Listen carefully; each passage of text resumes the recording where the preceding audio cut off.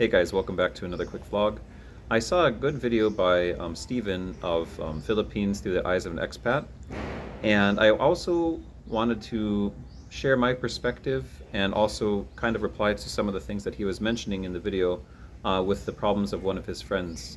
Um, Now, the reason why I wanted to make this video is first off that a lot of the complaints that his friends had about the Philippines are valid, but I wanted to point out, maybe if in case maybe that friend actually saw my video, that it's kind of true for most of the world, the things that he was complaining about here. It's just that here maybe it's a little bit less filtered than the rest of the world. So I've been an expat for about 13 years now. I've lived in Saudi Arabia, Malaysia, and now the southern Philippines. And the behavior that the gentleman was complaining about, not Stephen, but his friend, were some of the things like scams at stores and scams in taxis. Those are the two big ones that were mentioned. Or also people who want to be friends for another reason. I've experienced all three of those things outside of here before I came here. So I kind of had like a starter kit in a way.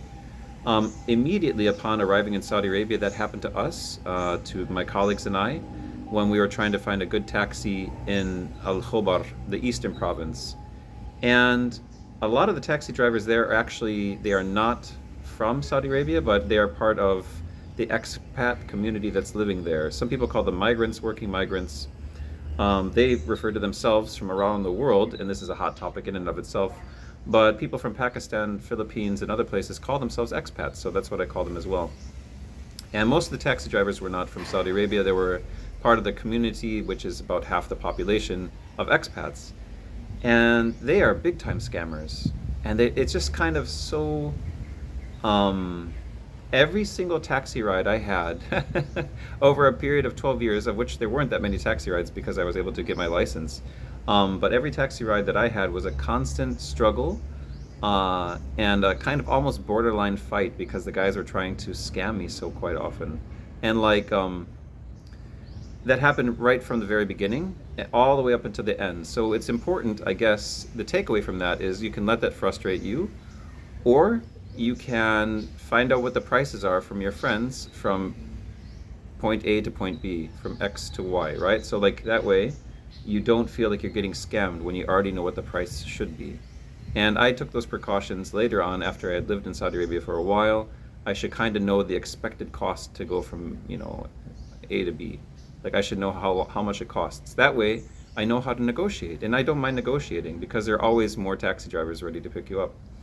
And in the case here, likewise, it's a good idea to know what the regular prices are around town. If you're somebody who is going to rely on the taxi, that's a good idea to make that a priority. Figure out how much things cost. That's also true, and I mentioned this before, so I don't mean to be redundant, but that's also true for the local costs of staple items, things that you buy on a regular basis. Rice, potatoes, if you're a potato guy like me, bananas and plantains, chicken, fish, especially tuna. For example, I know that in Sangali, if I go to the port early in the morning, it's going to be about 110 pesos per kilo. But if I try to buy it in town, it can be anywhere upwards of like 210 to 250 sometimes for tuna. And it depends on the person and how they look at you.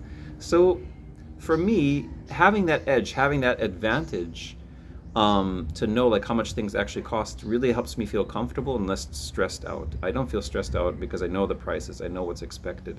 I think I find myself feeling similar to Steven's friend when I'm in an unknown situation where I don't really know the price of things. So that said, also, there are many people who try to do one over on you, as people would say, or to try to take advantage of your being new to the country or you not knowing these prices. So you have to be mindful of that. And that's true here in the Philippines. It's also true anywhere where there's wiggle room. Guys, I think that what people don't remember is that anywhere where there's wiggle room, no matter what country, Europe included, people try to squeeze that wiggle room. They try to make as much money out of you as possible. Excuse me for a second here. A bit of an itch. Sorry about that. So people try to squeeze that wiggle room. And some people do, right? Some people do. And then there's another class of people who are really quite honest and honorable.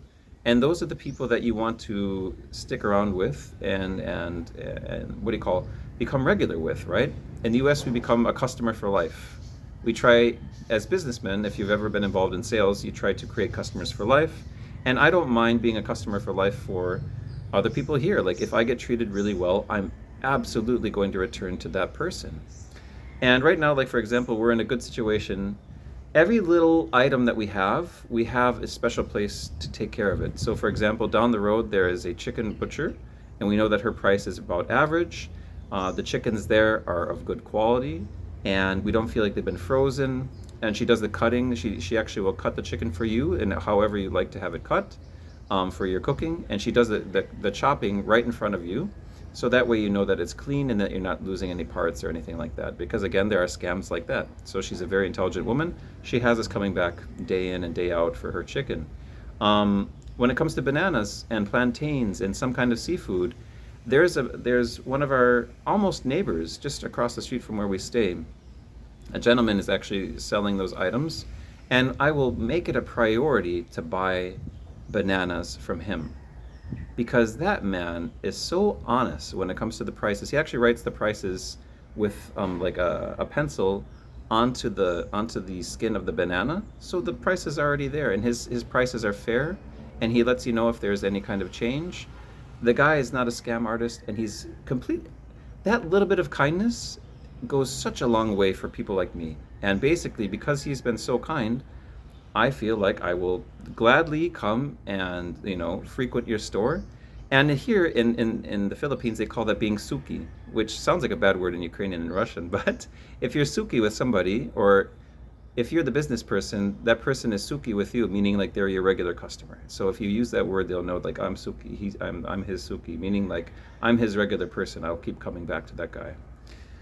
So these are the ways that you can, I guess, avoid fatigue and burnout. And that's coming to the point, back to the point. Like, if you are not a regular with certain people, then you will, of course, feel frustrated.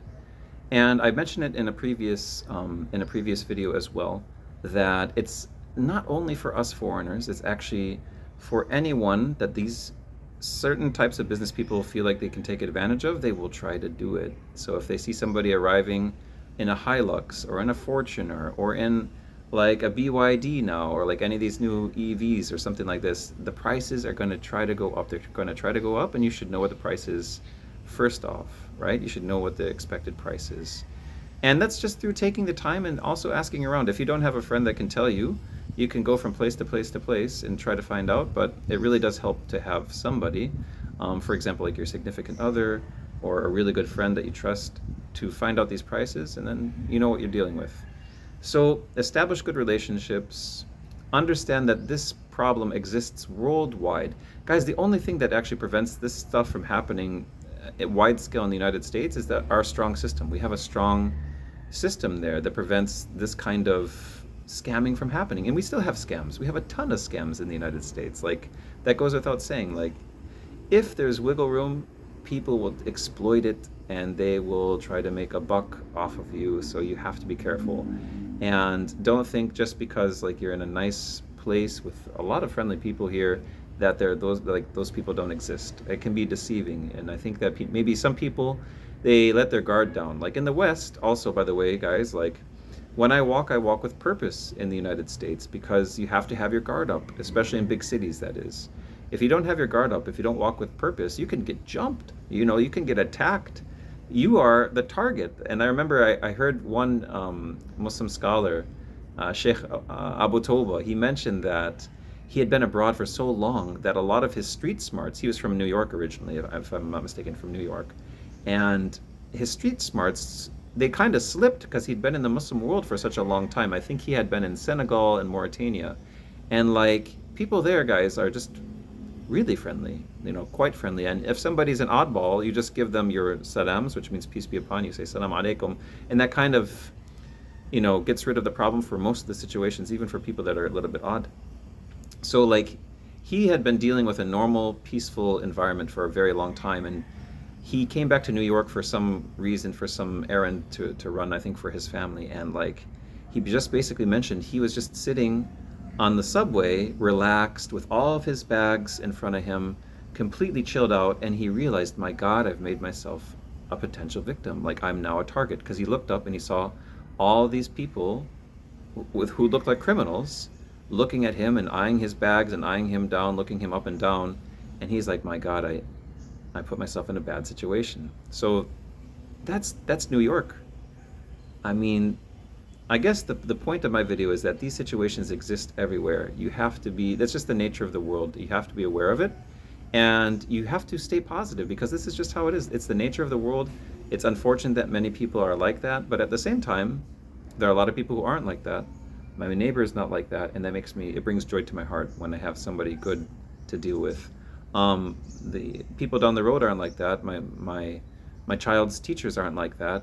You know, like, I know that I got really good quality people, as well as people that aren't so high quality. So focus on the positive, don't focus on the negative, and it'll change your life around. And I can understand how people do get burned out if they've been bombarded with this kind of thing and they're not ready, or if they don't have the tools to deal with that. Maybe they had more of a tight-knit community that they're part of in the West. And I think that, for example, guys, so like, one thing I should mention as well, and I don't mean to make this video too long, is that I suffered my first cultural shock not outside the United States, but inside the United States. When I moved from Bayfield, Wisconsin to Seattle, Washington, I was shocked by the city life. The city life blew me away. The lack of compassion, the lack of help, the coldness of the people, like the everyday people, not people domestic. People domestic were pretty cool, but the average Seattleite was so cold and unhelpful and uncaring that I was just not used to it. Where I'm from, people just say hello. You know, like, even if they don't know who you are, like, hey bud, you know, like, that's just how it is. People are kind and calm and caring. And we did have like one scam artist in town, and everybody knew who the scam artist was, and they were just known as that. But everybody else was pretty cool. And yeah, that was just the situation. So like, I guess I experienced my first big cultural shock moving to a big city in the United States, where there wasn't that tight-knit community, where I was first out of my comfort zone, and it was really challenging. It was really challenging. It was hard to survive in that situation. And then moving abroad, moving to Saudi Arabia, again, I was confronted with more in-your-face kind of scams, like I talked about earlier in this video. In Malaysia too, a few of the taxi drivers were trying to scam me, the Grab drivers, which was unfortunate and unexpected. Actually, it took me aback to see like such blatant scams, especially like one of the guys was talking to me about religion and this and that, and then he tried to scam me. So I felt like, come on, you know, don't talk to me about religion and then try to scam me. That's the worst. That was quite disappointing.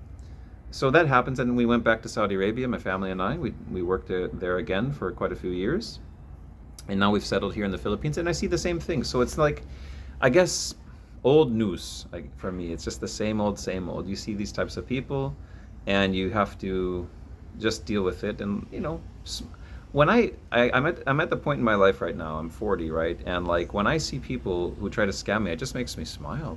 Like, I mean, like, not in a like, oh, I'm so happy kind of way, but just like, who do you think you're playing with? Like, I'm not new anymore. Like, get over it. And I'll make a joke like, you know, okay, it's 200 here, I can get 100 over there. And sometimes they'll say, yeah, you're right. Or and other times they're like, then go there. And I'll say, okay, see ya. Masanama, as we say in Arabic, bye. You know, who cares? And I'll never come back. See, the other thing I think some of the scammers don't realize here is that I will never come back. I will never, ever come back to somebody who's tried to scam me. So that's just how it is. Anyways, guys, enjoy your Friday. It's a special Friday here. We had, of course, the sermon today at the mosque. I'm just sitting like right in front of the mosque to try to give you like a quieter experience than around the rest of the neighborhood, because it's quite peaceful over here, kind of near the woods. And unfortunately, there was an earthquake today. I just read in Davao, so that's something to, you know, if you're someone who prays, to pray for the people who are affected there. Davao is on the same island that we're living on, but it's far from here in Zamboanga. I'm not sure how big the aftershocks were, because it was a 7.4 on the Richter scale, 7.4 powered earthquake. So that's quite the huge earthquake, guys. Anyways, y'all, thank you so much for tuning in. And Stephen, thank you very much for raising this point. It gets me thinking as well about my past experiences, and I also wanted to share. So I hope you don't mind. Anyways, y'all, if you haven't subscribed to Steven, I recommend that you do so, because he gives also the British perspective on living here in the Philippines. He is different than me because he lives in the province, which is more of the rural side of the Philippines, and he's got a whole different situation living where he's living. And yeah, I really, really enjoy his videos because I feel like he shows you the good, the bad, and the ugly of the whole place. And he's more experienced than I am. He's been here for longer, and he's been a teacher for longer as well. He has a background in education, so I think that his videos are also worth checking out. Anyways, guys, take care. Assalamu alaikum. Enjoy the rest of your Friday, and thanks for listening. Bye-bye.